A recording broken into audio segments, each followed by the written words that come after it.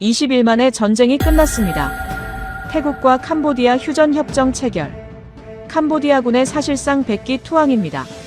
전세를 뒤집은 건 한국 무기였습니다. 명중률 98.1%. 중국제 무기는 34% 고장났지만 한국제는 단 한 번도 고장나지 않았습니다. 세계문화유산 사원 15m 옆 탄약고를 정확히 타격한 17초, 훈련기가 하루 48회 출격하며 만든 기적.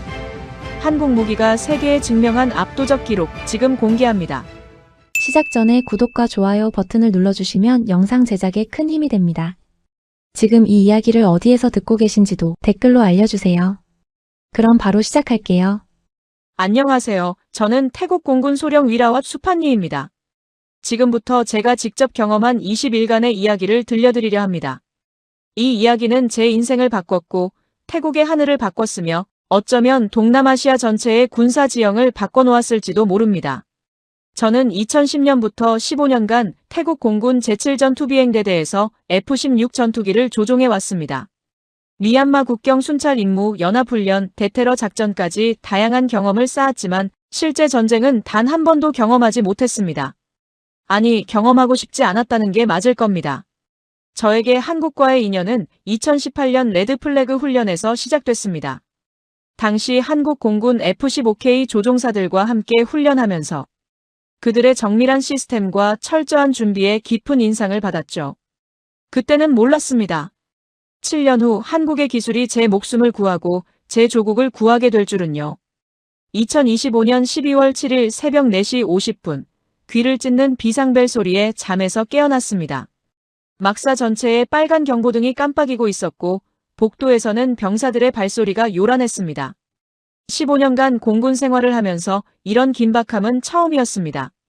평소 훈련과는 완전히 다른 분위기였죠. 작전실로 뛰어들어가자 사령관의 목소리가 들렸습니다. 캄보디아군이 BM-21 다연장 로켓포로 우리 국경 마을 4곳을 동시에 공격했다는 겁니다. 파이린, 춤프아액, 논딘, 반농차이. 모두 민간인들이 살고 있는 평화로운 마을들이었습니다. 스크린에 뜨는 피해 보고를 보는 순간 주먹이 저절로 쥐어졌습니다. 민간인 사상자 11명, 부상자 37명. 잠들어 있던 사람들이 로켓포에 목숨을 잃은 겁니다. 사령관이 즉각 반격 명령을 내렸습니다. 목표는 캄보디아군 로켓포 진지와 탄약 보급소. 우리는 30분 안에 출격해야 했습니다. 조종사들이 작전실로 모여들었고 정비사들은 벌써 경납고에서 F-16 4대를 끌어내고 있었습니다. 그런데 오늘은 평소와 다른 점이 하나 있었습니다.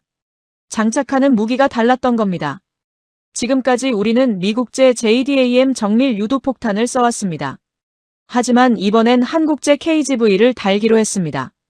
지난 7월부터 태국 공군이 도입한 신형 무기였죠. 훈련에서는 써봤지만 실전은 처음이었습니다. 경납고로 달려가니 정비사들이 이미 F-16 날개 아래 KGV를 장착하고 있었습니다.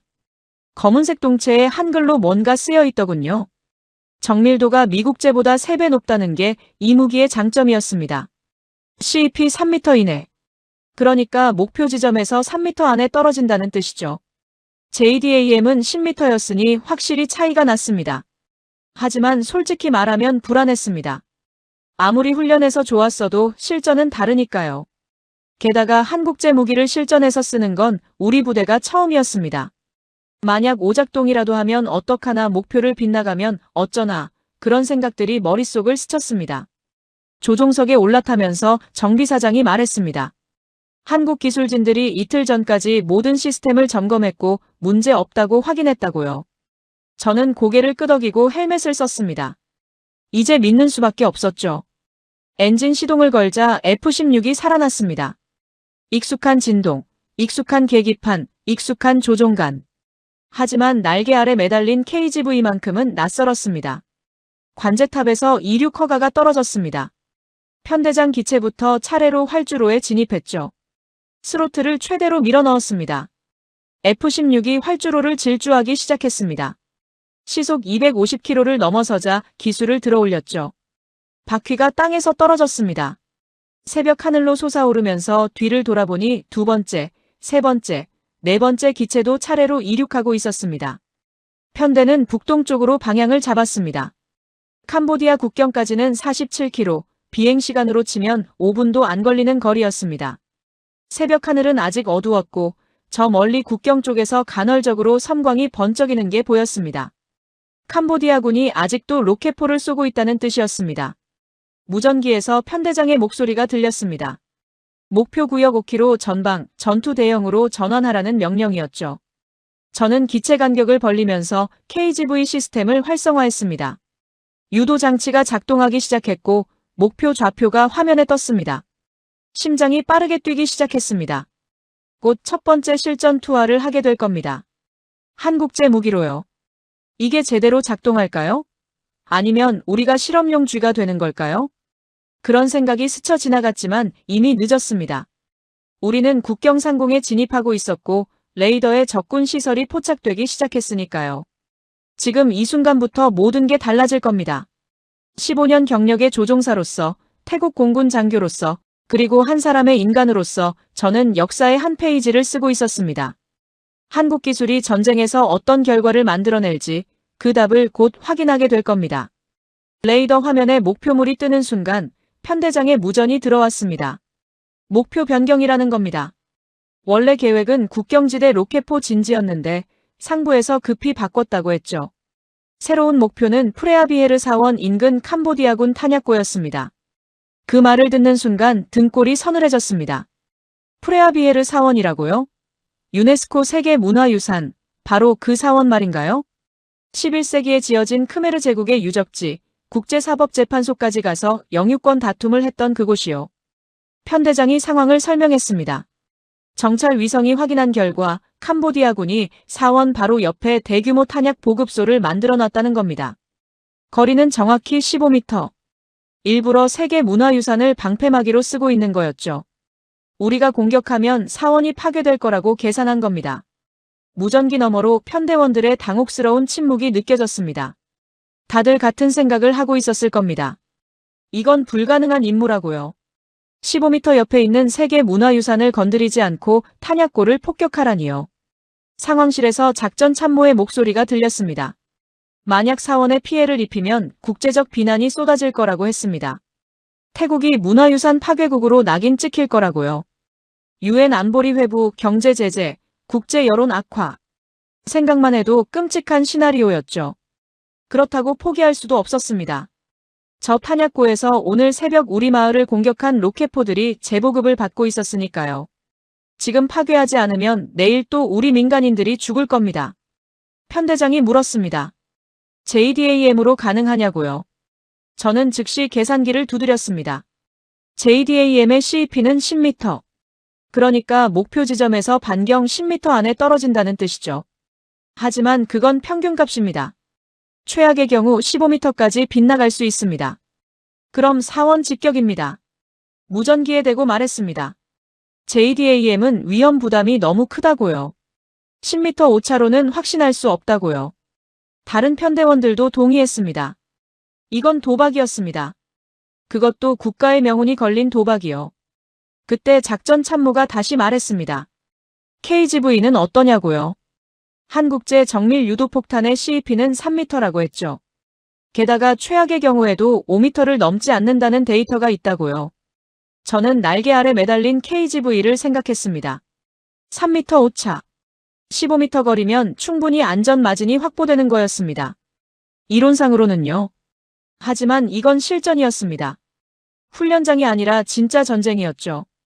편대장이 결정을 내렸습니다. KGV로 간다고요. 다른 선택지가 없다고 했습니다. 우리는 목표 구역으로 방향을 틀었죠. 고도를 높이면서 야간 투시경으로 아래를 내려다봤습니다. 저 멀리 프레아비헤르 사원의 윤곽이 보이기 시작했습니다. 달빛에 비친 고대 건축물, 900년 전 크메르 제국의 영광. 그리고 바로 옆에 캄보디아군 트럭들이 줄지어서 있는 게 보였습니다. 탄약 상자들을 내리고 있더군요. 편대장이 공격 대형으로 전환하라고 명령했습니다. 저는 고도 8,000m에서 목표 지점을 레이저로 조준하기 시작했습니다. KGV 유도 시스템이 좌표를 잡아냈습니다. 화면에 빨간 십자선이 정확히 탄약고 중앙을 가리키고 있었죠. 손이 떨렸습니다. 15년 경력의 조종사가 손이 떨리다니요. 하지만 어쩔 수 없었습니다. 지금 제가 투하하는 폭탄 하나가 태국의 국제적 위상을 결정할 테니까요. 제대로 맞으면 영웅, 빗나가면 전범. 그 경계선이 고작 몇 미터였습니다. 편대장의 카운트다운이 시작됐습니다. 5, 4, 3, 2, 1, 투하. 저는 릴리스 버튼을 눌렀습니다. KGV가 F-16에서 분리되면서 아래로 떨어지기 시작했죠. 유도 날개가 펼쳐지면서 목표를 향해 활강하는 게 보였습니다. 심장이 터질 듯이 뛰었습니다. 이제 한국 기술을 믿는 수밖에 없었죠. CP 3m. 그 숫자가 진짜인지 곧 확인하게 될 겁니다. 폭탄은 빠른 속도로 낙하하고 있었고 저는 숨도 쉬지 않은 채 그 궤적을 지켜봤습니다. KGV가 낙하하는 17초가 평생 중 가장 긴 시간이었습니다. 레이더 화면으로 폭탄의 궤적을 추적하면서 저는 무의식 중에 기도하고 있었습니다. 제발 정확히 맞아라. 제발 사원은 건드리지 마라. 고도 3000m. 폭탄의 유도 날개가 미세하게 조정되면서 궤도를 수정하는 게 보였습니다. 2000m. 목표 지점을 정확히 향하고 있었죠. 1000m. 이제 몇 초 남지 않았습니다. 그 순간이었습니다. 섬광이 번쩍였습니다. 폭발음이 들리기도 전에 불기둥이 치솟았죠. 야간 투시경이 순간적으로 화이트아웃 됐다가 다시 정상으로 돌아왔습니다. 저는 재빨리 폭발 지점을 확인했습니다. 탄약고였습니다. 정확히 탄약고 중앙이었습니다. 그리고 15m 옆에 있는 프레아비에르 사원은 그대로 서 있었습니다. 먼지 하나 뒤집어 쓰지 않은 채로요. 믿을 수가 없었습니다. CP 3m가 진짜였습니다. 아니, 어쩌면 그보다 더 정확했을지도 몰랐습니다. 레이저 조준점에서 1m도 안 벗어난 것 같았으니까요. 2차 폭발이 시작됐습니다. 탄약고에 쌓여있던 로켓포 탄두들이 연쇄적으로 터지기 시작한 겁니다. 불기둥이 하늘로 치솟았고 충격파가 사방으로 퍼져나갔습니다. 하지만 사원은 여전히 무사했습니다. 900년 된 석조 건축물이 폭발의 열기 속에서도 꿋꿋이 서 있었죠. 편대장의 흥분된 목소리가 무전기를 타고 들려왔습니다. 완벽한 명중이라고, 사원 피해 제로라고 외치고 있었습니다. 다른 편대원들도 환호성을 질렀죠. 저도 모르게 주먹을 불끈 쥐었습니다.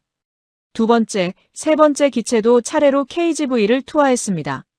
결과는 똑같았습니다. 목표물만 정확히 타격하고 주변 시설은 건드리지 않았죠. 네 발 모두 명중. 오차 범위 3m 이내. 한국 기술진들이 말한 게 과장이 아니었습니다. 아래에서는 캄보디아군이 혼비백산하고 있었습니다. 탄약 보급소 3곳이 한꺼번에 날아가 버렸으니까요. 트럭들이 허둥지둥 도망가는 게 보였고 병사들은 사방으로 흩어지고 있었습니다. 편대장이 귀환 명령을 내렸습니다. 임무 완수. 우리는 기술을 돌려 기지로 향했죠. 돌아가는 길 내내 저는 날개 아래 빈 파일런을 내려다봤습니다. 30분 전까지 거기 매달려 있던 KGV가 방금 불가능을 가능으로 만들었습니다. 기지에 착륙하자마자 사령관과 작전 참모들이 활주로로 달려나왔습니다.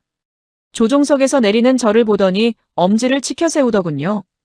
완벽한 작전이었다고, 사원 피해 제로를 확인했다고 말했습니다. 디브리핑 룸에는 이미 위성 사진들이 출력돼 있었습니다. 폭격 전과 후를 비교한 사진이었죠. 탄약고는 완전히 사라졌고 15m 옆 사원은 손톱만큼의 손상도 없었습니다. 오차 범위를 계산한 분석관이 말했습니다. 평균 2.3m라고요. CP 3m보다 더 정확했던 겁니다. 사령관이 말했습니다. 한국 무기가 이 정도일 줄 몰랐다고요. 지금까지 우리는 미국제 무기만 믿어왔는데 오늘 완전히 생각이 바뀌었다고 했죠. JDAM으로는 절대 시도조차 못했을 작전을 KGV는 해냈다고요. 작전 참모가 보고서를 넘기면서 말했습니다. 이미 국방부에 추가 주문 검토 지시가 내려왔다고요. 그리고 CNN과 BBC에서 취재 요청이 들어왔다고 했습니다. 프레아비에르 사원 옆 정밀 타격 소식이 벌써 국제뉴스에 올라갔다는 거였습니다. 저는 창밖으로 경납고를 바라봤습니다. 정비사들이 다른 F-16들에 KGV를 장착하고 있었습니다. 이제 아무도 한국제 무기를 의심하지 않았습니다. 오늘 새벽 17초 동안의 낙하가 모든 걸 증명했으니까요. 무전기에서 관제탑의 목소리가 들렸습니다. 2차 출격 준비하라고요. 캄보디아군이 국경지대에서 또 움직이고 있다고 했죠. 저는 다시 조종복을 챙겼습니다. 이번엔 불안하지 않았습니다. KGV를 믿을 수 있었으니까요. 한국 기술을 믿을 수 있었으니까요. 전쟁은 이제 시작일 뿐이었습니다. 12월 7일 이후 열흘 동안 저는 하루 평균 3번씩 출격했습니다. 아침, 오후, 저녁. 때로는 밤에도 나갔죠. 캄보디아군이 어디서 움직이면 우리는 즉각 날아갔습니다. 그리고 매번 KGV를 투하했습니다. 명중률은 놀라웠습니다. 12월 15일까지 우리 편대가 투하한 KGV는 총 97발이었습니다. 그중 95발이 목표를 정확히 타격했죠. 명중률 97.8%. 빗나간 2발도 CP 5m 안에 떨어졌으니 실패라고 보기도 어려웠습니다. 매일 아침 브리핑 때마다 전날 전과가 보고됐습니다. 캄보디아군 탄약고 17곳 파괴, 로켓포 진지 23곳 무력화, 지휘소 9곳 타격. 숫자가 계속 늘어났죠. KGV 덕분에 우리는 원하는 목표를 정확히 제거할 수 있었습니다. 그런데 이상한 일이 벌어지기 시작했습니다. 12월 10일 정찰 드론이 찍어온 영상을 봤습니다. 캄보디아군 85식 장갑차 한 대가 국경을 넘으려다가 갑자기 멈춰섰더군요. 엔진에서 검은 연기가 피어오르더니 완전히 고장났습니다. 12월 12일엔 더 충격적인 장면을 목격했습니다. 캄보디아군이 BM-21 다연장 로켓포를 발사하려는 순간 발사대에서 갑자기 폭발이 일어났습니다. 자폭한 겁니다. 캄보디아군 병사 5명이 그 자리에서 사망했습니다. 정보부에서 분석 보고서를 올렸습니다. 캄보디아군이 운용하는 중국제 무기들에서 연이어 오작동이 발생하고 있다는 내용이었죠. 85식 장갑차 엔진 고장률 23%, BM-21 자폭 사고 7건, 타이프 59 전차 통신장비 마비 12건. 작전 참모가 말했습니다.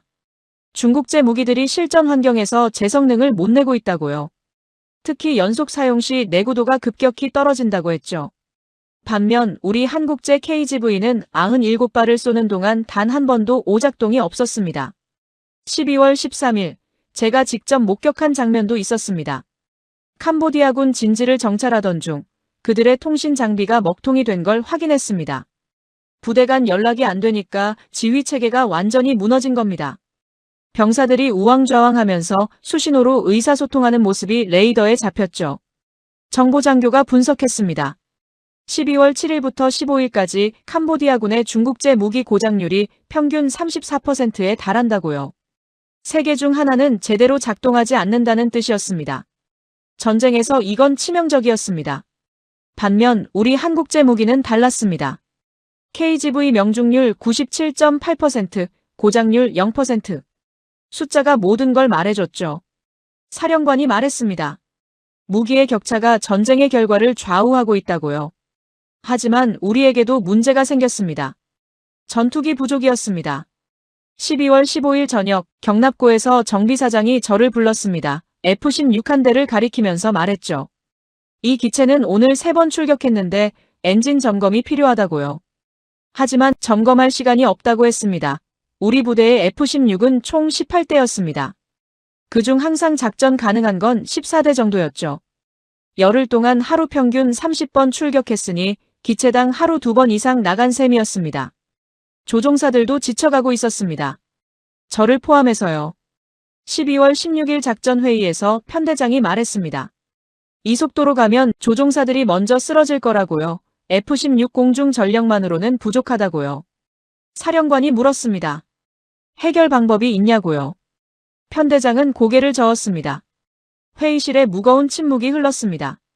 우리는 이기고 있었습니다. KGV 덕분에 캄보디아군을 압도하고 있었죠.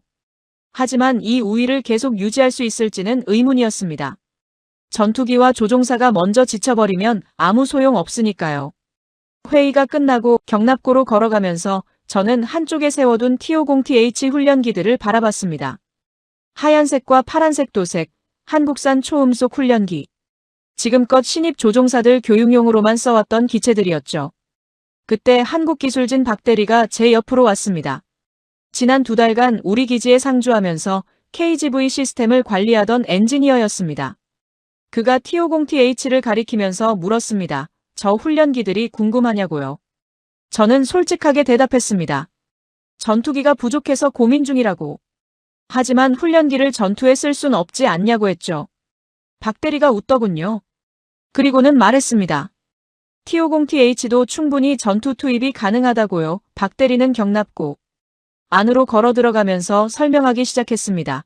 T50TH는 단순 훈련기가 아니라 경공격기로도 설계됐다고요. 최대 속도 마하 1.5, 전투 행동 반경 1000km, 무장 탑재량 4.5톤. 스펙만 놓고 보면 경전투기와 비슷한 수준이라고 했죠. 제가 물었습니다.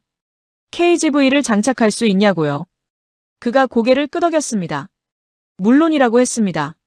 날개 아래 하드포인트에 500kg급 폭탄 장착이 가능하다고요. 저는 여전히 반신반의했습니다. 스펙상으론 가능해도 실전은 다른 문제잖아요. 박대리가 T50TH 조종석 옆으로 가서 하나하나 설명했습니다. 레이더 경보 수신기, 체프와 플레어 디스펜서, 야간 투시 장비까지 모두 장착 가능하다고요. 그 말을 듣는 순간 놀랐습니다. 이건 훈련기가 아니었습니다. 사실상 경전투기였던 거죠. 박대리가 덧붙였습니다. 태국 공군이 보유한 T50TH는 총 12대라고요. 그중 10대는 지금 당장 전투 투입이 가능하다고 했죠. 저는 계산기를 두드렸습니다. 10대면 우리 항공전력이 순식간에 50% 증가하는 셈이죠. 제가 물었습니다. 다른 나라에서 T50을 전투에 써본 적이 있냐고요? 박대리가 대답했습니다. 필리핀 공군이 FA-50으로 실전 경험이 있다고요. 이슬람 반군 소탕 작전에서 성공적이었다고 했죠. 이라크도 T50IQ를 대테러 작전에 썼다고요. 그때 편대장이 경납고로 들어왔습니다. 저와 박대리가 T50TH 앞에 서 있는 걸 보더니 무슨 얘기를 하냐고 물었습니다. 박대리가 설명했죠. T50TH의 전투 투입 가능성에 대해서요. 편대장이 물었습니다. 정말 가능하냐고요. 박대리는 자신있게 대답했습니다. 가능하다고. 초음속 비행되고 KGV 장착되고 전자전 대응되고 야간 작전 가능하다고요. 편대장이 저를 봤습니다. 제 의견을 묻는 눈빛이었습니다. 저는 잠시 고민했습니다. 훈련기를 전투에 투입한다는 게 정말 말이 되는 일일까요? 하지만 다른 선택지가 있나요? 저는 대답했습니다. 시도해볼 가치가 있다고요. 최소한 테스트 투입해보자고 했죠. 성공하면 본격적으로 쓰는 거고 실패하면 그만두면 된다고요. 편대장이 고개를 끄덕였습니다. 사령관에게 보고하겠다고 했습니다. 이틀 후인 12월 18일 승인이 떨어졌습니다. T50TH 첫 실전 투입이 결정됐습니다. 날짜는 12월 24일 크리스마스 이브였죠. 12월 18일부터 24일까지 일주일은 정신없이 지나갔습니다. 경납고에서는 정비사들이 T50TH6대를 전투 투입 가능 상태로 개조하고 있었고 브리핑 룸에서는 작전 계획이 수립되고 있었습니다. 저는 여전히 F-16으로 출격하면서도 틈틈이 경납고를 찾았습니다. 박대리를 비롯한 한국 기술진들이 T50TH의 KGV 장착 시스템을 점검하는 모습을 지켜봤죠. 처음엔 어색해 보였던 조합이 점점 자연스러워졌습니다. 12월 20일 T50TH 교관 조종사들을 위한 특별 브리핑이 열렸습니다. 저도 참관했죠. 교관들은 모두 베테랑이었습니다. 김소령은 50대 초반으로 태국 공군에서 20년 넘게 복무한 사람이었습니다. 원래 F-5 전투기 조종사였다가 T50TH 교관으로 전환한 경우였죠. 작전 참모가 설명했습니다. 12월 24일 목표는 캄보디아 국경지대 23곳이라고요. 오스마 카지노 단지, 포이펫 범죄 단지, BM-21 진지 5곳, 탄약 보급소 8곳, 지휘소 7곳 T50TH6대로 하루 안에 모두 무력화해야 한다고 했습니다. 김소령이 손을 들었습니다. 6대로 23개 목표를 타격하라는 거냐고요. 기체당 4개씩이라는 뜻이었습니다. 작전 참모가 고개를 끄덕였습니다. 각 기체가 여러 차례 출격해야 한다고 했습니다. 1차 출격으로 KGV 두발 투하, 귀환해서 재무장, 다시 출격. 이 패턴을 반복하면 된다고요. 저는 속으로 계산했습니다. 기체당 최소 34회 출격. 총 출격 횟수는 20회 정도. 하루만에요. 이건 F-16으로도 빡빡한 스케줄인데 T50TH로 가능할까요? 박대리가 자리에서 일어났습니다. 그가 말했습니다. T50TH 엔진은 연속 출격에 최적화돼 있다고요. 정비 시간이 F-16보다 30% 짧다고 했죠. 재무장도 빠르게 할 수 있다고요. 김소령이 다른 조종사들을 둘러봤습니다. 5명의 교관들이 고개를 끄덕였습니다. 준비됐다는 신호였죠. 하지만 저는 그들의 표정에서 긴장감을 읽을 수 있었습니다. 교육용 훈련기로만 날던 사람들이 이제 실전에 나간다는 부담감이었죠. 브리핑이 끝나고 저는 김소령에게 다가갔습니다. 솔직한 심정을 물었죠. 그가 말했습니다. 두렵다고요. 하지만 F-16 조종사들이 열흘 넘게 하루 3번씩 출격하는 걸 보면서 우리도 뭔가 해야 한다고 생각했다고요. 저는 고개를 끄덕였습니다. 그리고 말했습니다. KGV를 믿으라고요. 지난 열흘간 97발 중 95발이 명중했다고요. 그 무기만큼은 확실하다고 했죠. 김소령이 웃었습니다. 그래서 우리가 이 임무를 받아들였다고요. 12월 22일 첫 번째 테스트 비행이 있었습니다. T-50TH 한 대가 KGV 2발을 장착하고 이륙했습니다. 김소령이 조종했죠. 저는 관제탑에서 지켜봤습니다. 훈련기가 폭탄을 달고 날아오르는 모습이 낯설었습니다. 30분 후 김소령이 돌아왔습니다. 디브리핑에서 그가 말했습니다. 기체 성능은 문제 없다고요. KGV 장착 상태에서도 마하 0.9로 순항할 수 있고 조종 반응도 안정적이라고 했죠. 다만 F5보다 민감해서 적응이 필요하다고 했습니다. 박 대리가 물었습니다. 무장 시스템은 어땠냐고요. 김소령이 엄지를 치켜세웠습니다. 완벽하다고요. KGV 조준 시스템이 F-16과 똑같이 작동했다고 했습니다. 레이저 유도도 정확했고 투하 절차도 간단했다고요. 12월 23일 전체 편대 훈련이 있었습니다. T-50TH 6대가 동시에 이륙했습니다. 저는 F-16을 타고 상공에서 지켜봤죠. 훈련기 편대가 하늘을 가르는 모습이 제법 위풍당당했습니다. 모의 타격 훈련이 진행됐습니다. 각 기체가 가상 목표의 KGV를 조준하고 투하 절차를 반복했습니다. 무전으로 듣는 교관들의 목소리는 침착했습니다. 수백 시간 비행한 베테랑들이었으니까요. 훈련이 끝나고 디브리핑 룸에 모였습니다. 사령관이 직접 참석했습니다. 그가 물었습니다. 내일 실전 투입이 가능하냐고요. 김소령이 대답했습니다. 가능하다고요. 6대 모두 준비됐다고 했습니다. 사령관이 말했습니다. 내일은 태국 공군 역사에 남을 날이 될 거라고요. 훈련기가 전투기 역할을 하는 첫 번째 날이라고요. 실패하면 비난받을 테지만 성공하면 새로운 가능성을 열 거라고 했죠. 저는 그날 밤 잠을 설쳤습니다. 내일이면 모든 게 판가름 날 겁니다. T-50TH가 정말 전투에서 쓸 수 있는지, KGV와의 조합이 실전에서도 작동하는지, 한국 기술이 우리의 기대를 또 한 번 뛰어넘을 수 있는지. 12월 24일 새벽 4시 비상벨이 울렸습니다. 크리스마스 이브였지만 우리에게 휴일은 없었습니다. 작전실로 향하면서 저는 경납고를 지나쳤습니다. T-50TH 6대가 줄지어 서 있었습니다. 날개 아래 KGV가 매달려 있었고 정비사들이 최종 점검을 하고 있었습니다. 새벽 5시 브리핑이 시작됐습니다. F-16 조종사들과 T-50TH 교관들이 모두 모였습니다. 작전 참모가 최종 목표를 발표했습니다. 23곳 T-50TH가 주공격을 맡고 F-16은 상공 호위를 맡기로 했습니다. 김소령이 교관들을 보면서 말했습니다. 오늘 우리가 만드는 결과가 앞으로 동남아시아 공군의 미래를 바꿀 거라고요. 훈련기가 전투기를 대신할 수 있다는 걸 증명하는 날이라고요. 브리핑이 끝나고 조종사들이 경납고로 향했습니다. 저도 제 F-16으로 갔습니다. 오늘 제 임무는 상공에서 T-50TH 편대를 지켜보는 거였습니다. 만약의 상황에 대비하는 호위 임무였죠. 엔진 시동 소리가 경납고에 울려 퍼졌습니다. T-50TH 6대의 엔진이 동시에 돌아가기 시작했습니다. F-16보다 조금 더 높은 음이었죠. 하지만 힘차고 안정적인 소리였습니다. 관제탑에서 이륙 허가가 떨어졌습니다. 김소령의 T-50TH가 먼저 활주로에 진입했습니다. 스로틀을 밀어넣자 기체가 빠르게 가속했죠.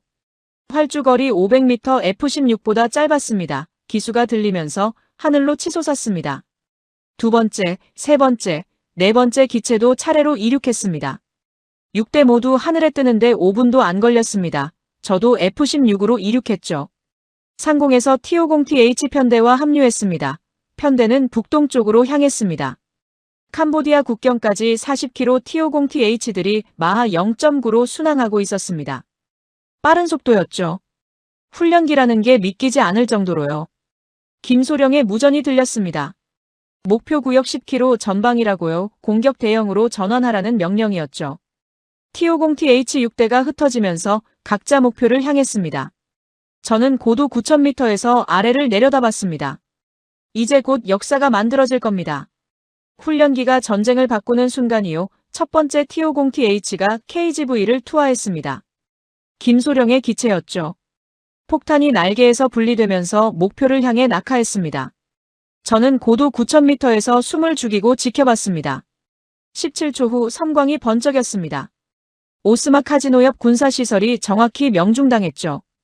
폭발 지점을 확인하니 목표물 정중앙이었습니다. 카지노 건물은 50m 떨어져 있었는데 흠집 하나 없었습니다. 무전기에서 김소령의 목소리가 들렸습니다. 완벽한 명중이라고요. 시스템이 정상 작동한다고 외치고 있었습니다. 두 번째, 세 번째 타격이 연이어 들어왔습니다.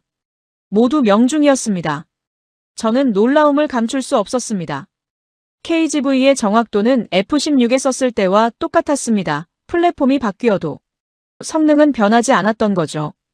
훈련기에 달든 전투기에 달든 한국제 정밀 유도폭탄은 CP 3m를 지켰습니다. 1차 공습이 끝나고 T-50TH 편대가 귀환했습니다. 기지까지 돌아가는데 10분. 착륙하자마자 정비사들이 달려들었습니다. 재급류, 재무장. 박대리의 말대로 정비 시간이 빨랐습니다. 25분 만에 6대 모두 다시 출격 준비를 마쳤습니다. F-16은 최소 35분이 걸리는데 말이죠. 정비사장이 말했습니다. T-50TH 엔진 구조가 정비하기 쉽게 설계됐다고요. 부품 접근성이 좋아서 작업 시간이 단축된다고 했습니다. 2차 출격이 시작됐습니다. 이번 목표는 포이펫 범죄 단지였습니다. 캄보디아군이 BM-21 로켓포 발사대 3기를 숨겨놓은 곳이었죠. T-50TH 편대가 다시 하늘로 솟아올랐습니다. 30분 후 목표 상공에 도착했습니다. 김소령이 먼저 KGV를 투하했습니다. 17초 후 폭발. 정확한 명중이었습니다. 나머지 기체들도 차례로 투하했죠. 6발 모두 명중 BM-21 발사대가 화염에 휩싸였습니다. 2차 귀환 후 또 25분 만에 재무장 완료. 3차 출격이 이어졌습니다. 탄약 보급소 4곳이 목표였습니다. 또다시 완벽한 성공이었습니다. 저는 상공에서 그 모든 걸 지켜보면서 믿기지 않는다는 표정을 지었을 겁니다. 오전에만 T-50TH들이 12회 출격했습니다. 24발의 KGV를 투하했고 23발이 명중했습니다. 명중률 95.8%. 한 발만 빗나갔는데 그마저도 CP 4m 안에 떨어졌습니다. 점심시간도 없었습니다. 간단히 물과 에너지바로 끼니를 때우고 조종사들은 다시 출격했습니다. 오후에도 같은 패턴이 반복됐습니다.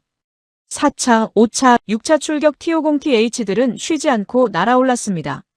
저는 중간에 F-16을 바꿔 타고 연료를 보급받았습니다. 제 임무는 계속 상공에서 감시하는 거였으니까요. T-50TH 편대를 지켜보면서 저는 생각했습니다. 이건 훈련기가 아니라고요. 완전한 전투기라고요. 오후 4시쯤 김소령의 무전이 들어왔습니다. 엔진 온도가 조금 올라갔다고요. 하지만 정상 범위 아니라고 했습니다. 계속 임무 수행 가능하다고요. 저는 감탄했습니다. 하루에 6번씩 날았는데도 기체가 버티고 있었으니까요. 오후 5시 작전실에서 중간 보고가 있었습니다. 지금까지 18회 출격, 36발 투하, 35발 명중. 목표 17곳 무력화. 사령관이 만족스러워했습니다. 하지만 아직 6개 목표가 남았다고 했죠.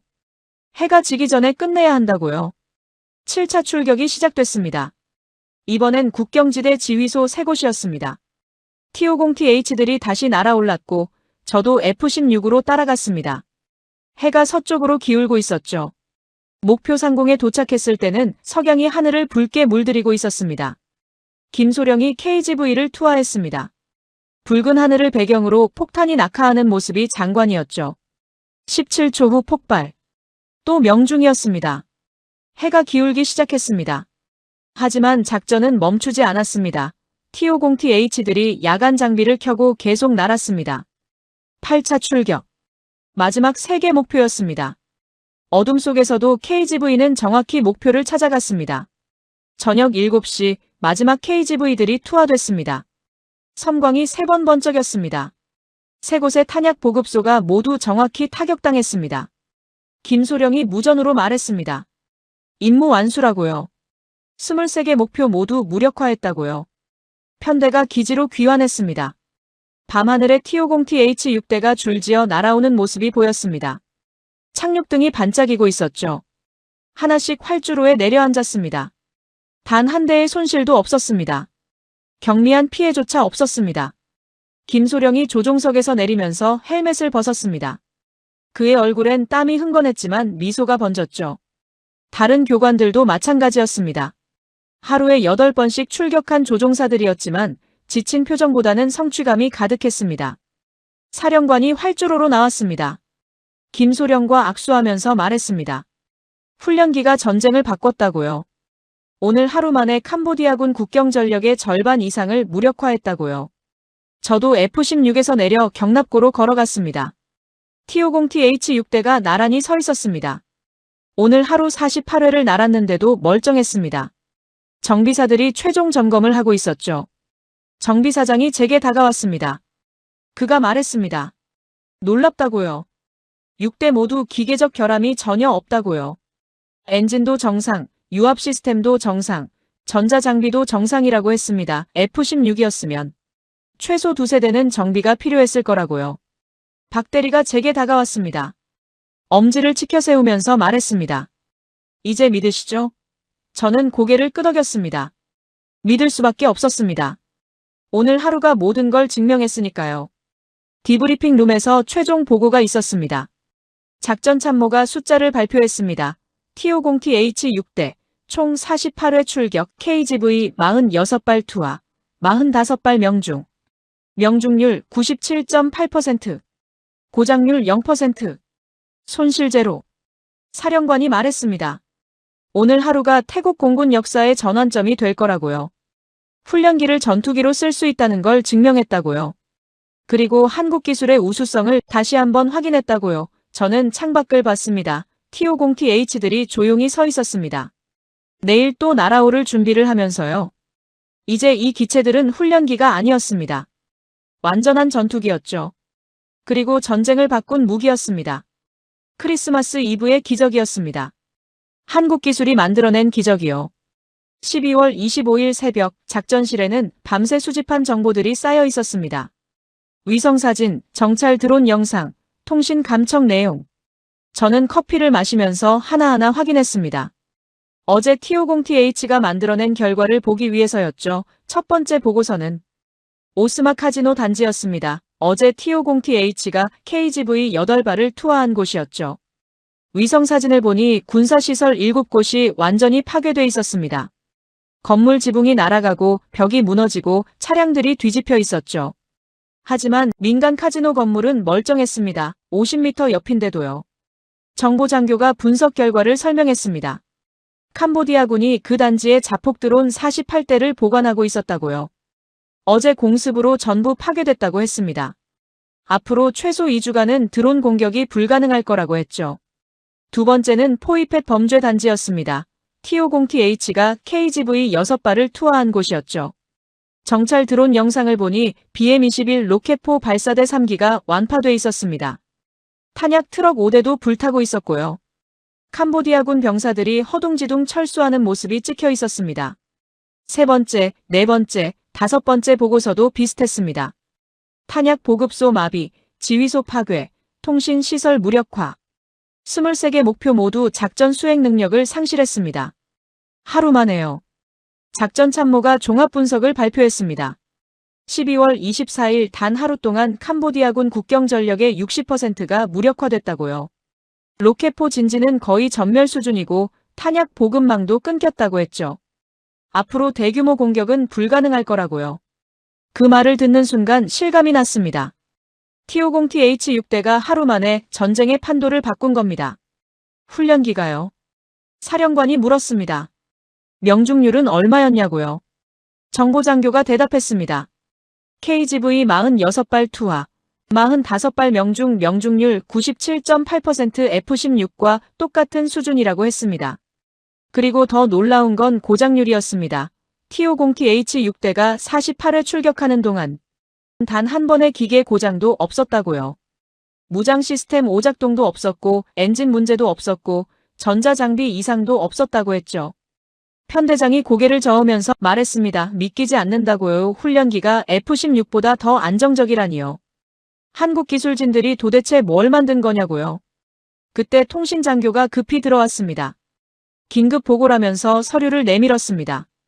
캄보디아 정부군 통신 감청 내용이었죠. 저는 그 내용을 읽으면서 눈이 커졌습니다.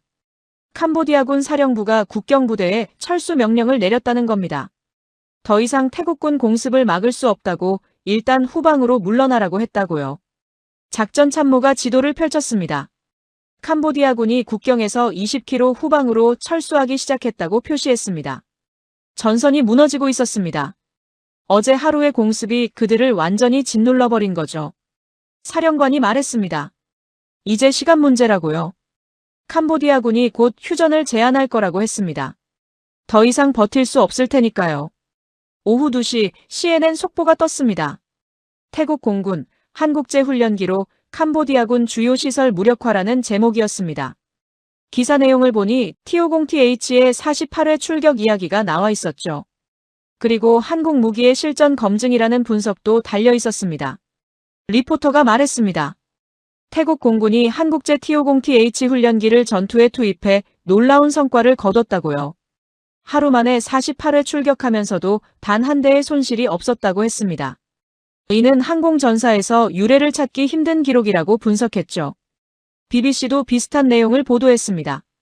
훈련기가 전투기 역할 성공, 한국 항공기술 주목이라는 제목이었죠. 화면에는 T-50TH가 KGV를 장착하고 이륙하는 모습이 나왔습니다. 로이터는 더 구체적으로 파고들었습니다. T-50TH와 KGV의 조합이 새로운 경공격 모델을 제시했다는 분석이었습니다. 전문가 인터뷰가 이어졌죠. 한국의 T-50 계열 훈련기는 설계 단계부터 전투 투입을 고려했다고 전문가가 설명했습니다. 최대 속도 마하 1.5, 무장 탑재량 4.5톤으로 경전투기 수준의 성능을 갖췄다고요. 그리고 가격은 F-16의 절반 수준이라고 했습니다. 저녁 무렵 정보장교가 또 긴급 보고를 가져왔습니다.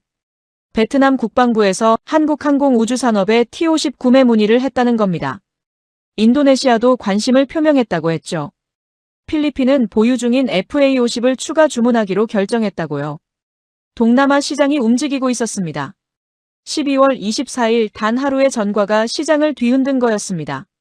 작전 참모가 분석했습니다. 동남아 국가들 대부분이 중국제 무기를 운용하고 있는데 이번 전쟁에서 중국제의 낮은 신뢰도가 드러났다고요. 반면 한국제는 완벽한 성능을 보여줬다고 했습니다. 작전실 스크린에 새로운 정보가 떴습니다. 캄보디아군이 중국에 긴급 무기 지원을 요청했다는 내용이었습니다. BM-21 로켓포 20기, 85식 장갑차 15대, 탄약 1000톤 하지만 중국 측 반응은 미온적이었다고 했죠. 정보장교가 설명했습니다. 중국이 이미 공급한 무기들의 고장률이 34%에 달한다는 게 국제 언론에 보도됐다고요. 이 때문에 중국제 무기 수출에 타격이 예상된다고 했습니다. 추가 지원을 해도 신뢰도 회복이 어려울 거라고요. 저는 그 보고서를 보면서 생각했습니다. 이건 단순히 태국과 캄보디아의 전쟁이 아니었습니다. 무기 시장의 판도가 바뀌는 전환점이었죠. 중국제가 실패하는 동안 한국제가 성공을 거듭했으니까요. 12월 26일 정찰 위성이 새로운 영상을 보내왔습니다. 캄보디아군 부대들이 실제로 철수하고 있는 모습이 찍혀 있었습니다. 트럭 행렬이 국경에서 멀어지고 있었고 진지들은 버려지고 있었습니다. 작전 참모가 최종 분석을 발표했습니다. 12월 7일부터 26일까지 우리가 투하한 KGV는 총 143발이라고요. F-16이 97발, T-50TH가 46발. 그중 140발이 목표를 정확히 타격했다고 했습니다. 명중률 97.9%.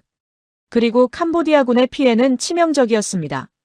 탄약 보급소 87% 파괴, 로켓포 전력 76% 손실, 국경 지휘망 완전 마비. 그들은 전쟁을 계속할 능력이 없었던 겁니다. 저는 창밖으로 경납고를 바라봤습니다. F-16 18대와 T-50TH 12대가 나란히 서 있었습니다. 21점만 해도. T-50TH는 그냥 훈련기였습니다. 하지만 지금은 달랐습니다. 전쟁을 승리로 이끈 무기였죠. 밤 10시 사령관이 전체 회의를 소집했습니다. 조종사, 정비사, 기술진 모두 모였습니다. 사령관이 말했죠. 12월 24일은 역사에 기록될 거라고요. 훈련기가 전투기를 대신한 날로요. 그리고 한국 무기가 전쟁을 결정한 날로요. 박수가 터져나왔습니다. 저도 박수를 쳤습니다. 한국 기술진들을 보면서요. 그들이 만든 T-50TH와 KGV가 오늘의 결과를 만들었으니까요. 박 대리가 저에게 다가왔습니다. 그가 말했습니다. 내일이면 휴전협정이 체결될 거라고요. 캄보디아가 더 이상 버틸 수 없을 거라고 했습니다. 저는 고개를 끄덕였습니다. 20일 만에 전쟁이 끝나는 겁니다. 회의가 끝나고 경납고로 갔습니다. T-50TH 6대가 조용히 서 있었습니다. 저는 그 기체들을 바라봤습니다. 이제 이건 훈련기가 아니었습니다. 완전한 전투기였죠. 그리고 전선을 무너뜨린 무기였습니다. 12월 27일 정오, 작전실 스크린에 속보가 떴습니다. 태국 캄보디아 휴전협정 체결이라는 문구였습니다. 저는 커피잔을 든 채 그 화면을 멍하니 바라봤습니다. 드디어 끝났구나. 사령관이 협정 내용을 브리핑했습니다. 캄보디아군은 국경에서 30km 후방으로 완전 철수, 분쟁 지역에 대한 태국의 실효 지배 인정, 국경 카지노와 범죄 단지의 군사시설 철거. 우리가 요구한 조건들이 거의 다 들어가 있었습니다. 편대장이 물었습니다. 캄보디아가 왜 이렇게 빨리 굴복했냐고요. 사령관이 대답했습니다. 더 이상 싸울 수 없었다고요. 12월 7일부터 20일간 우리 공습에 주요 군사력이 붕괴됐다고 했죠. 정보장교가 상세 분석을 발표했습니다. 캄보디아군 탄약 보급소 87% 파괴, 로켓포 전력 76% 손실, 국경 지휘망 완전 마비. 숫자가 모든 걸 말해줬습니다. 그들은 전쟁을 계속할 능력이 없었던 겁니다. 그리고 그 배경엔 KGV가 있었습니다. 작전 참모가 보고서를 넘겼습니다. 12월 7일부터 27일까지 우리가 투하한 KGV는 총 157발이라고요. 그중 154발이 목표를 정확히 타격했다고 했죠. 명중률 98.1%. 저는 그 숫자를 보면서 감탄했습니다. 157번 출격해서 154번 성공단 3발만 빗나갔고 그마저도 CP 5m 아니었죠. 단 한 발의 오폭도 없었습니다. 민간인 피해도 제로였고요. 반면 캄보디아군의 중국제 무기는 처참했습니다. 정보장교가 감청 내용을 공개했습니다. 캄보디아 국방부 내부 보고서였는데 중국제 무기 고장률이 평균 34%라고 적혀 있었죠. BM-21은 42%, 85식 장갑차는 38%. 세대 중 하나는 제대로 작동하지 않았던 겁니다. 사령관이 말했습니다. 무기의 격차가 전쟁의 결과를 결정했다고요. 한국제 무기의 명중률 98.1%, 고장률 0%. 중국제 무기의 고장률 34%. 이 차이가 20일 만에 전쟁을 끝낸 거라고요. 오후 3시 국방부 장관이 기지를 방문했습니다. 경납고에서 F-16과 T-50TH 앞에 섰죠. 그리고 연설했습니다. 20일 전만 해도 우리는 불안했다고요. 캄보디아군의 기습 공격, 민간인 사상자, 전면전의 위기. 하지만 한국 무기가 우리에게 협상 카드를 줬다고 했습니다. KGV의 정밀도, T-50TH의 활약 그것이 오늘의 승리를 만들었다고요. 박수가 터져나왔습니다. 저도 박수를 쳤습니다. 옆에 서 있던 한국 기술진들을 보면서요. 박 대리가 겸연쩍게 웃고 있었죠. 장관이 발표했습니다.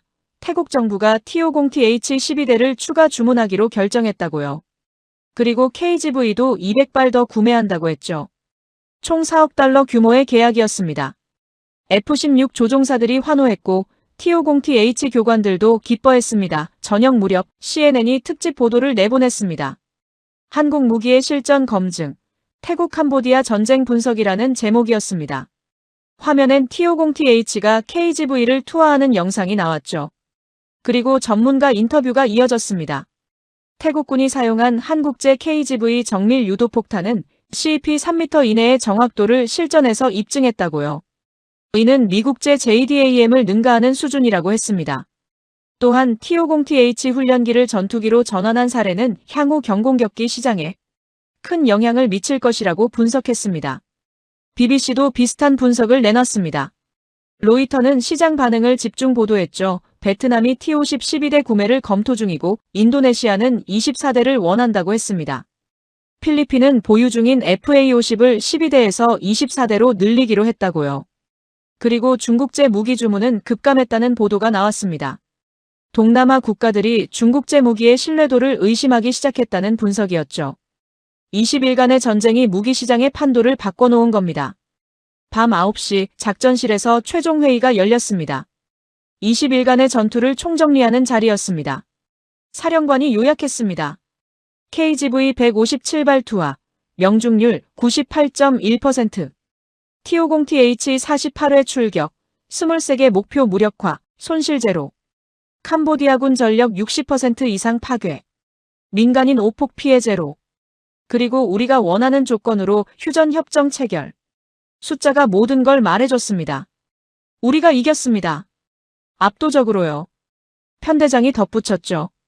중국제 무기 고장률 34%, 한국제 무기 고장률 0%. 이게 승패를 갈랐다고요.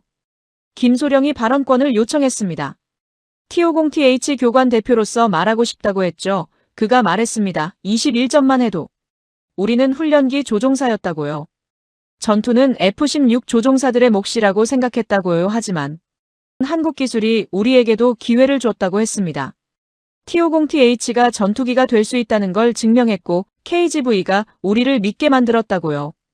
이제 우리는 단순한 교관이 아니라 전투 조종사라고 자부할 수 있다고 했습니다. 박수가 터져나왔습니다. 박 대리가 자리에서 일어났습니다. 한국기술진을 대표해서 말하고 싶다고 했죠. 그가 말했습니다. 20일 전 KGV를 처음 소개했을 때 태국 조종사들의 눈빛에서 의심을 받다고요. 당연했다고 했습니다. 실전에서 검증되지 않은 무기였으니까요. 하지만 첫 출격에서 프레아비에르 사원 옆 정밀 타격이 성공하면서 모든 게 바뀌었다고요. 그 순간부터 태국 조종사들이 한국 무기를 믿기 시작했다고 했습니다. 그리고 T-50TH 투입 제안을 받아들인 편대장과 사령관의 결단에 감사한다고 했죠. 한국 기술진들도 20일간 밤을 새워가며 시스템을 점검했다고 했습니다. 단 한 번의 오작동도 허용할 수 없었으니까요. 그 결과가 고장률 0%라는 숫자로 나타났다고요. 박수가 또 터져나왔습니다. 회의가 끝나고 저는 경납고로 걸어갔습니다. 고요한 밤이었습니다. F-16 18대와 T-50TH 12대가 나란히 서 있었죠. 21점만 해도. T-50TH는 그냥 훈련기였습니다. 하지만 지금은 달랐습니다. 전쟁을 승리로 이끈 무기였죠. 날개 아래 파일런을 보니 KGV 장착 흔적이 남아 있었습니다. 157번 출격의 흔적, 98.1% 명중률의 증거. 저는 그 파일런을 손으로 만졌습니다. 차가운 금속이 느껴졌죠. 박 대리가 제 옆으로 왔습니다. 그가 물었습니다. 이제 한국 무기를 믿으시죠? 저는 웃으면서 대답했습니다. 처음부터 믿었어야 했다고요. 아니, 사실은 프레아비에르 사원 작전 이후부터 믿기 시작했다고 솔직하게 말했습니다. 그가 고개를 끄덕였습니다. 그리고 말했죠. 20일이 모든 걸 증명했다고요. 맞는 말이었습니다. 12월 7일부터 27일까지. 단 20일. 그 짧은 시간이 전쟁을 끝냈고 무기 시장을 바꿨고 한국 기술의 가치를 세계에 알렸습니다. 저는 하늘을 올려다봤습니다. 별이 총총했죠. 20일 전 이 하늘에서 KGV가 처음 낙하했을 때가 떠올랐습니다. 17초간의 낙하, 프레아비에르 사원 옆 정밀 타격. 그때부터 모든 게 시작됐습니다. 경납고를 나서면서 뒤를 돌아봤습니다. F-16과 T-50TH가 보였습니다. 미국 기술과 한국 기술 둘이 함께 승리를 만들었죠. 하지만 이번 전쟁에서 세계가 주목한 건 한국이었습니다. 내일부터는 평화가 시작될 겁니다. 하지만 동남아 하늘은 이미 달라져 있을 거라고 생각했습니다. 한국제 무기들로 가득 찬 하늘로요. 20일이 모든 걸 바꿨습니다. 12월 27일 밤 11시, 저는 혼자 경납고에 남아 있었습니다. 다른 조종사들은 모두 막사로 돌아갔지만 저는 잠이 오지 않았습니다. 20일간의 여정이 머릿속을 스쳐 지나갔죠. 12월 7일 새벽 비상벨 소리에 깨어났을 때만 해도 이런 결말을 예상하지 못했습니다. 민간인 11명이 로켓포 공격으로 사망했고 우리는 즉각 반격에 나섰죠. 그때 처음 본 한국제 KGV. 날개 아래 매달린 검은색 폭탄을 보면서 불안했던 기억이 납니다. CP 3m라는 숫자를 믿어야 할지 확신이 서지 않았습니다. 15년간 미국제 JDAM만 써왔던 저에게 한국제 무기는 낯선 존재였으니까요. 하지만 첫 출격에서 모든 게 바뀌었습니다. 프레아비에르 사원.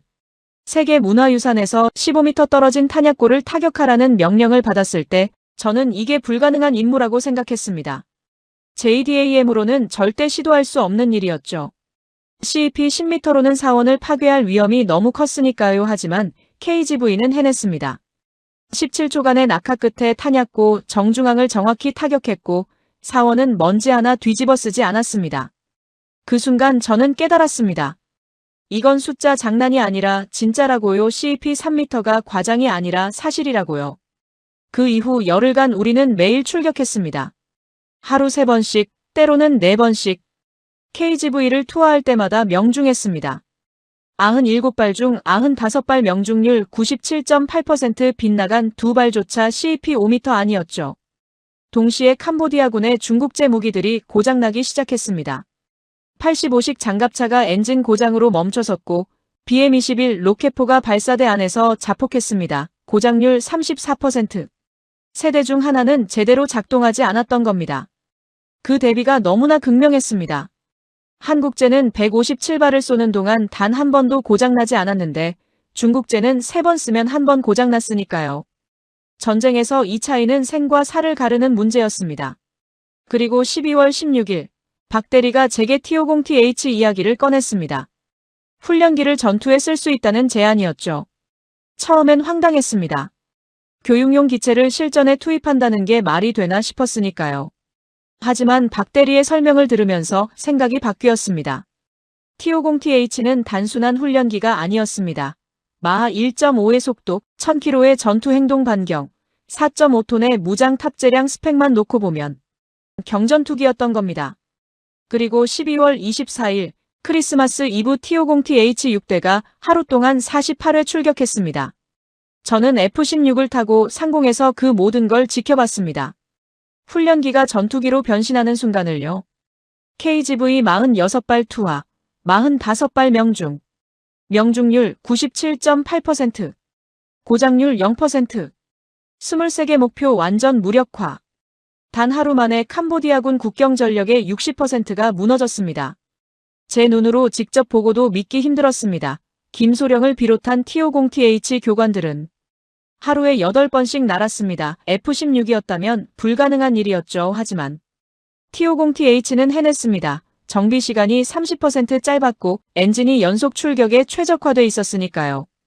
그리고 3일 후인 12월 27일 휴전협정이 체결됐습니다. 캄보디아군은 더 이상 싸울 수 없었습니다. 탄약고 87% 파괴, 로켓포 전력 76% 손실, 지휘망 완전 마비. 20일 만에 전쟁이 끝난 겁니다. 저는 경납고를 천천히 걸으면서 F-16과 T-50TH를 번갈아 봤습니다. F-16은 제가 15년간 날아온 기체입니다. 미국 기술의 결정체죠. 하지만 이번 전쟁에서 저를 더 놀라게 한 건 T-50TH였습니다. 누가 상상이나 했겠습니까? 훈련기가 전투기를 대신하고 하루 만에 전선을 무너뜨리고 세계 언론의 주목을 받게 될 거라고요. 그리고 그 배경에 한국 기술이 있다는 걸요. KGV와 T-50TH. 두 무기의 공통점은 하나였습니다. 한국이 만들었다는 것. 그리고 둘 다 실전에서 완벽하게 작동했다는 것. 명중률 98.1%, 고장률 0%. 이 숫자들이 모든 걸 증명했습니다. 창밖을 보니 동이 트기 시작했습니다. 12월 28일 아침이었습니다. 평화의 첫날이죠. 국경에서는 더 이상 포성이 들리지 않을 겁니다. 캄보디아군은 30km 후방으로 물러났고 우리는 분쟁 지역을 확보했으니까요. 하지만 제 머릿속엔 다른 생각이 들었습니다. 이 평화를 만든 건 외교가 아니라 무기였다고요. 정확히 말하면 한국 무기였다고요. KGV의 정밀도와 T50TH의 지속성이 캄보디아군을 협상 테이블로 끌어낸 겁니다. 박 대리가 경납고로 들어왔습니다. 밤새 잠을 못 잔 것 같았습니다. 그가 제 옆에 섰습니다. 우리는 아무 말 없이 T50TH를 바라봤습니다. 제가 먼저 말을 꺼냈습니다. 20일 전으로 돌아간다면 어떻게 하겠냐고요. 박 대리가 웃었습니다. 똑같이 할 거라고요. KGV를 소개하고 T50TH 투입을 제안하고 태국 조종사들이 믿을 때까지 설명할 거라고요. 저도 웃었습니다. 그리고 말했습니다. 저도 똑같이 할 거라고요. 처음엔 의심하고 첫 출격 후 믿기 시작하고 결국 완전히 신뢰하게 되는 과정을요. 그게 자연스러운 순서였다고요. 박 대리가 물었습니다. 앞으로 한국 무기를 어떻게 보게 될 것 같냐고요. 저는 잠시 생각했습니다. 그리고 대답했습니다. 동반자로 볼 거라고요. 미국제든 한국제든 중요한 건 실전에서 작동하느냐는 거라고요. 그리고 이번 전쟁이 증명했죠. 한국제가 작동한다는 걸요. 아니, 그 이상이라는 걸요. 미국제를 능가하는 정밀도, 중국제를 압도하는 신뢰성. 숫자가 거짓말을 하지 않았습니다. 경납고 밖에서 소리가 들렸습니다. 정비사들이 출근하고 있었습니다. 평화가 찾아왔지만 그들의 일은 계속될 겁니다. 기체를 점검하고 무기를 관리하고 다음 임무를 준비하는 일이요. 저는 박 대리에게 악수를 청했습니다. 그가 제 손을 잡았죠. 저는 말했습니다. 고맙다고요. 한국 기술이 우리를 구했다고요. 그가 대답했습니다. 태국 조종사들이 그 기술을 믿어줘서 고맙다고요. 우리는 경납고를 나섰습니다. 아침 햇살이 활주로를 비추고 있었습니다. 저 멀리 국경 쪽 하늘이 보였습니다. 20일간 우리가 날아다니던 하늘이었죠.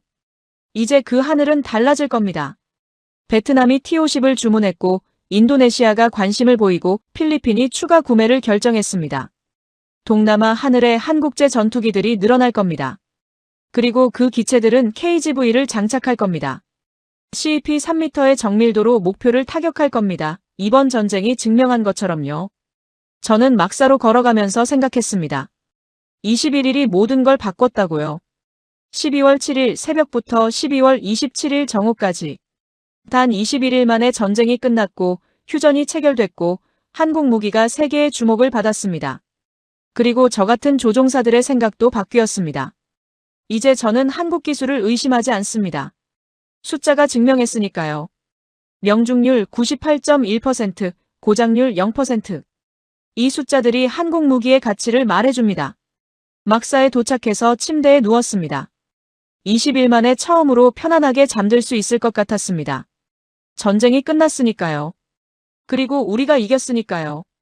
눈을 감으면서 마지막으로 생각했습니다. 태국의 하늘이 바뀌었다고요. 동남아의 하늘이 바뀌었다고요.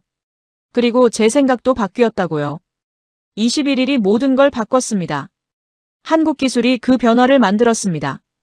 여러분, 오늘의 이야기는 여기까지입니다. 태국 하늘을 바꾼 21일, 한국 기술이 증명한 숫자들. 명중률 98.1%, 고장률 0%. 이 숫자들이 전쟁을 끝냈고 평화를 가져왔습니다. 훈련기가 전투기가 되고 불가능이 가능이 되는 순간을 함께 지켜봐 주셔서 감사합니다. 구독과 좋아요로 응원해 주시면 더 감동적인 이야기로 찾아뵙겠습니다. 오늘도 여러분 모두 따뜻하고 건강한 하루 보내시길 바랍니다. 긴 영상 끝까지 시청해 주셔서 감사합니다.